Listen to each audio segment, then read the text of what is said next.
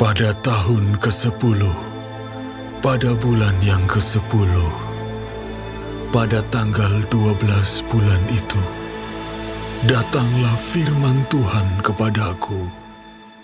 Hai anak manusia, tujukanlah mukamu kepada Firaun, raja Mesir, dan bernubuatlah melawan dia dan melawan seluruh Mesir. Berbicaralah dan katakan, beginilah firman Tuhan Allah. Lihat, aku menjadi lawanmu, hai Firaun, raja Mesir, buaya yang besar, yang berbaring di tengah anak-anak sungaimu, yaitu Nil, dan yang berkata, sungai Nil aku punya, aku yang membuatnya. Aku akan mengenakan kelikir pada rahangmu dan membuat ikan dari anak-anak sungaimu berlekatan pada sisikmu. Aku akan mengangkat engkau dari tengah anak-anak sungaimu dengan segala ikannya yang berlekatan pada sisikmu, dan aku akan melemparkan engkau ke padang gurun. Ya, engkau dengan segala ikan anak-anak sungaimu.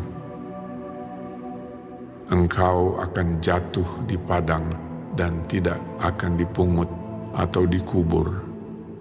Aku memberikan engkau menjadi makanan binatang-binatang liar dan burung-burung di udara.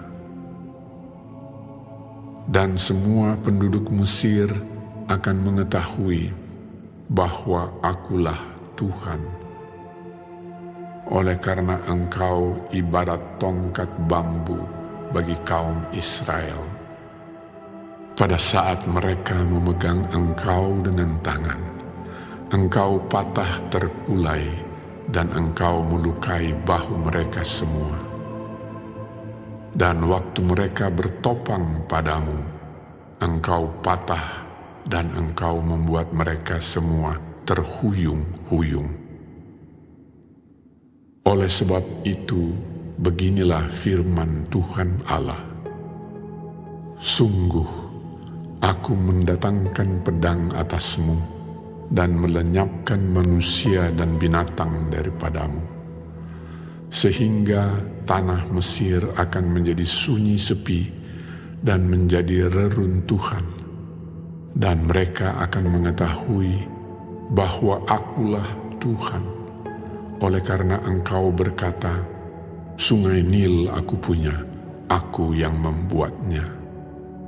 Maka sungguh, aku menjadi lawanmu dan lawan anak-anak sungaimu, dan aku akan membuat tanah Mesir menjadi reruntuhan dan menjadi sunyi sepi, mulai dari Migdol sampai Siene, bahkan sampai perbatasan tanah Ethiopia. Tidak seorang manusia pun akan melintasinya, bahkan seekor binatang pun tidak, dan tanah itu tidak akan didiami selama 40 tahun. Aku akan membuat tanah Mesir menjadi sunyi sepi di tengah negeri-negeri yang sudah dimusnahkan, dan kota-kotanya akan menjadi sunyi sepi di tengah kota-kota yang diruntuhkan selama 40 tahun. Aku akan menyerahkan orang Mesir di antara bangsa-bangsa dan menghamburkannya ke semua negeri. Sebab beginilah firman Tuhan Allah.